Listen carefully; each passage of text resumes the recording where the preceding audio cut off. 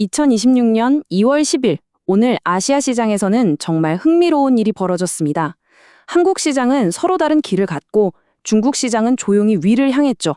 자, 오늘 이 상반된 신호가 대체 뭘 의미하는지, 그리고 앞으로 우리는 어떻게 대응해야 할지 데이터를 통해 속 시원하게 파헤쳐 보겠습니다. 네, 오늘 우리가 함께 갈 길입니다.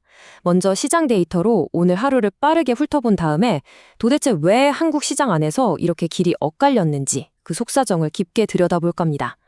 그리고 나서는 분위기 좋았던 중국 홍콩 시장과 비교해보고요.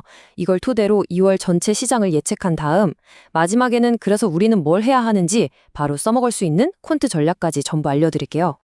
자, 그럼 오늘 마감 숫자부터 한번 보실까요? 여기 아주 흥미로우면서도 서로 상반된 이야기가 담겨 있습니다. 오늘 시장의 핵심 바로 이겁니다. 정말 극명한 대조를 보이고 있죠. 코스피는 간신히 플러스를 지켰는데 기술주 중심의 코스닥은 1% 넘게 뚝 떨어졌습니다. 그런데 말이죠. 바다 건너 중국과 홍콩은 아주 안정적으로 올랐어요. 이 숫자들이 지금 우리에게 뭘 말해주고 있는 걸까요? 네, 바로 이겁니다. 이 지수들 간의 불협화음이 오늘 우리가 풀어야 할 가장 큰 숙제입니다. 도대체 왜 이런 일이 벌어졌는지 지금부터 그 이유를 하나씩 파헤쳐보겠습니다. 자, 그럼 이 거대한 갈림길을 어떻게 해석해야 할까요? 이건 그냥 몇몇 종목의 문제가 아닙니다. 더 큰 그림, 그러니까 거시경제 이론과 투자자들의 심리를 통해서 그 본질을 한번 진단해 보겠습니다. 군터 디크 교수의 말을 조금 바꿔봤는데요. 오늘 시장이 딱 이랬습니다. 이성이나 논리보다는 집단 심리가 시장을 지배한 거죠. 투자자들은 뭔가 불안하니까 삼성전자 같은 코스피 대형주로 몰려가면서 안전을 찾았고요. 동시에 미래 성장성에 대한 의심이 드니까 코스닥 기술주에서는 공포를 느끼면서 돈을 뺀 겁니다. 오스트리아 학파의 시선으로 보면요. 오늘 코스닥의 하락은 어쩌면 당연한 청산 과정일 수 있습니다. 쉽게 말해서 그동안 저금리로 돈 풀어서 만든 인위적인 호황, 즉 거품이 꺼지면서 비싸게 거래되던 자산들이 제자리를 찾아가는 아주 자연스러운 조정이라는 해석이죠. 여기서 핵심은 이겁니다. 투자자들 눈에는 코스피의 거인들은 안전한 피난처로, 코스닥의 기술주들은 곧 닥칠 불황의 신호탄으로 보였다는 거죠. 완전히 다른 시선으로 시장을 바라본 겁니다. 이런 현상은 다른 이론들로도 설명이 가능합니다. 과거에도 중요한 심리적 저항선을 뚫고 나면 늘 이런 조정이 있었고요. 또 AI에 대한 사회 전반의 기대감이 살짝 꺾인 영향도 있습니다. 심지어는 보이지 않는 시장의 주기가 맞물렸다는 분석도 있죠. 자, 이제 감이나 이론을 넘어서 순수한 데이터, 즉 퀄트 모델이 보내는 경고를 한번 들어보시죠. 저희 변동성 예측 모델, 가추 모델이 코스닥 지수에서 변동성 폭발 직전의 신호를 보내고 있습니다.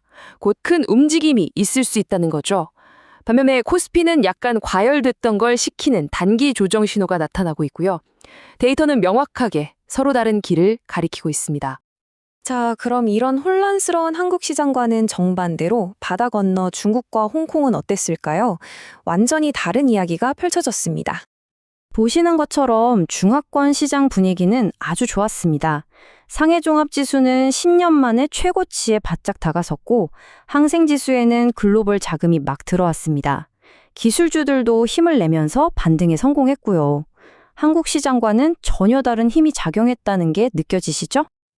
왜 이렇게 달랐을까요? 몇 가지 이유가 있습니다. 중국 정부 정책의 불확실성이 줄어들면서 투자자들이 안심하기 시작했고요. 저희 퀀트 모델을 돌려봐도 시장이 저평가 상태를 벗어날 확률이 72%로 아주 높게 나왔습니다.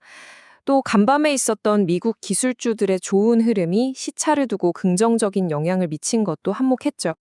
자, 그럼 오늘 나타난 이 상반된 신호들을 가지고 남은 2월은 과연 어떤 모습일까요? 지금부터 저희의 데이터 기반 예측을 보여드리겠습니다.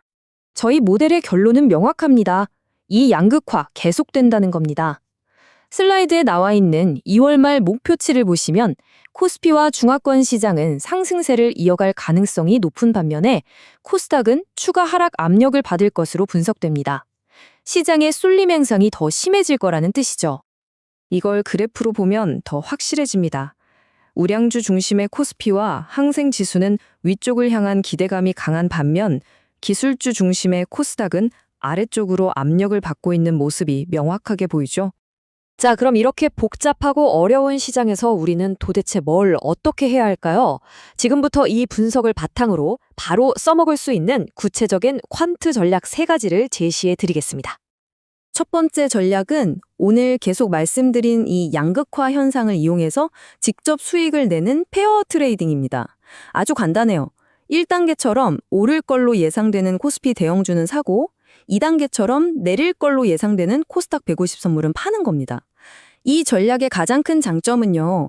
시장이 전체적으로 오르든 내리든 상관없이 이 둘의 격차만 벌어지면 수익이 난다는 겁니다. 두 번째는 방어 전략입니다. 일단 지키고 보자는 거죠. 지금 가장 위험 신호가 켜진 코스닥 주식 비중을 평소의 절반으로 확 줄이고요. 그 돈으로 현금을 30% 이상 넉넉하게 확보해서 혹시 모를 급락에 대비하는 겁니다.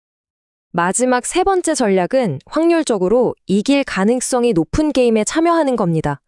저희 시뮬레이션 결과 상승 확률이 높게 나온 중국 시장을 공략하는 거죠. 다만 한 번에 올인하는 게 아니라 상해 종합지수 ETF를 시간을 두고 꾸준히 나눠 사는 겁니다. 이렇게 하면 단기적인 흔들림은 피하면서 장기적인 상승 흐름이 안전하게 올라탈 수 있습니다. 자, 그래서 오늘 내용을 딱 정리해드리겠습니다. 지금은 선별적으로 접근해야 합니다. 삼성전자나 현대차 같은 우량주, 그리고 저평가된 중국 시장 ETF를 사는 게 유리해 보이고요. 반대로 바이오나 2차 전지처럼 고평가 논란이 있는 코스닥 종목들은 일단 지켜보거나 비중을 줄이는 게 좋겠습니다. 그리고 무엇보다 중요한 건 현금 비중을 늘리고 환율 변화를 계속 주시하면서 리스크를 관리하는 겁니다. 오늘 저희 분석이 여러분의 투자에 좋은 나침판이 되었으면 합니다. 데이터는 명확한 지도를 보여주지만 결국 어느 길로 항해할지 선택하는 것은 여러분 자신의 몫입니다. 이렇게 변동성이 높고 신호가 엇갈리는 시대, 과연 당신의 선택은 무엇입니까?